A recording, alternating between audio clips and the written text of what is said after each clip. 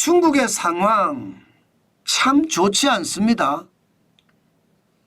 내수가 거의 폭망 수준이라고 해서 저성장의 저물가가 지속되고 있잖아요. 그런 와중에 정부가 1탄, 2탄, 3탄에 걸쳐서 돈을 뿌리겠다 발표를 했습니다. 그런데 이번에는요, 엉뚱한 곳에서 문제가 터지네요. 여러분 이거 한번 보세요. 중국 수출 추이입니다. 9월에 2.4% 늘어나는 데 그쳤습니다. 이것을 보면서 굉장히 충격적으로 다루고 있습니다. 여러분 보세요.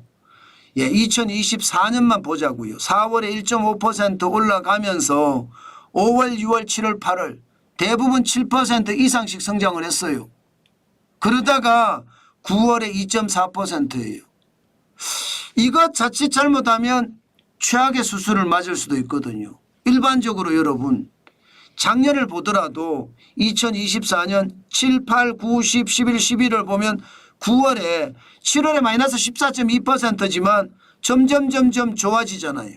다시 말해서 9월은 좋아지는 달이에요. 수출은요. 그런데 중국의 수출이 2.4%까지 떨어지니까 이건 뭐야 도대체. 안 그래도 내수가 어려운데 지금 수출까지 어렵다는 거야? 지금 이렇게 이야기하는 겁니다. 시장의 전망치도 6%가 넘었습니다. 6%. 그런데 6%가 넘었는데 6%에 턱없이 부족한 거죠. 3분의 1 수준으로 떨어졌잖아요. 그러니까 시장의 불안감이 크죠. 8월 달까지만 하더라도 8.7%가 늘어났거든요. 거기에 비하면 4분의 1 토막 수준입니다. 그 정도로 말입니다. 수출이 굉장히 좋지 않아요. 오죽했으면 중국 정부조차도 수출 부진에 대해서 단기적으로 나타나는 정상적인 데이터 변동이다. 이렇게 변명까지 했습니다. 단기적으로 나타나는.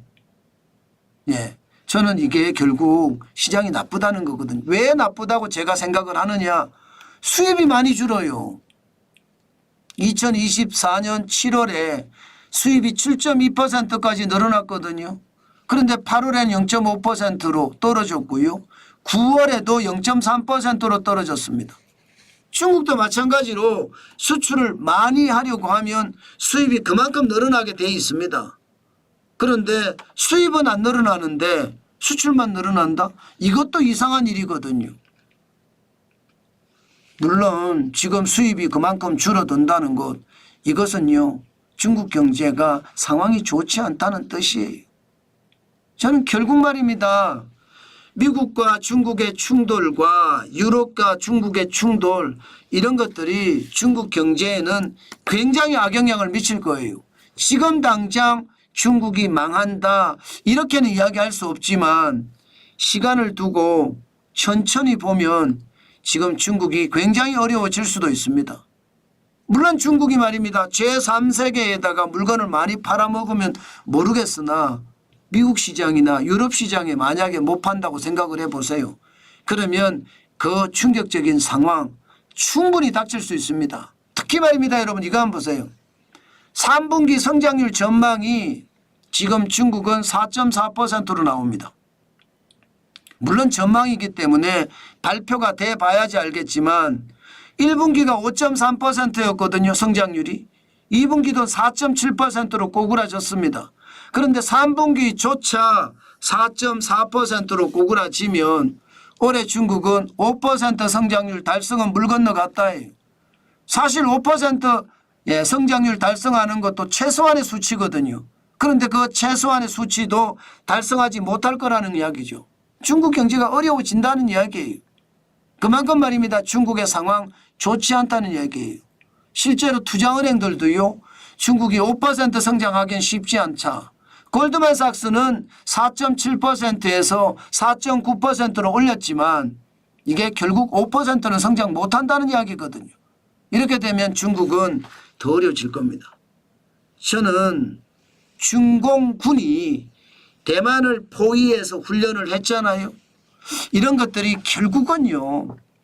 내부의 불만을 밖으로 돌리기 위한 시진핑의 고도의 전략이 아닌가 저는 그런 생각을 해요. 그만큼 중국 경제는 어렵고 인민들의 삶은 피폐하다는 뜻이에요. 예, 그만큼 상황이 지금 나쁘다는 겁니다. 청년 실업률이 21.1%까지 올라갔잖아요.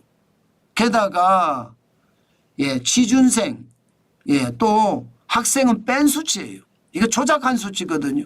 조작했는데도 21.1%까지 올라갔다는 것은 심리를 개선하기가 쉽지 않다예요. 돈을 푼다고 심리가 개선되는 게 아닙니다. 심리는 결국 일자리를 통해서 개선되는 게 일반적이거든요. 지금 중국의 일자리는 그만큼 꺾여버렸고 꺾어버린 일자리가 투자 심리까지 꺾어버려서 지금 중국은 앞으로도 굉장히 어려움을 맞을 거다. 저는 그렇게 예상합니다. 많은 분들이 지금 중국 ETF에 투자해라 이런 이야기 참 많이 하는데 과연 그럴까? 다시 한번 신중하게 생각을 해보는 것 지금 꼭 필요하다.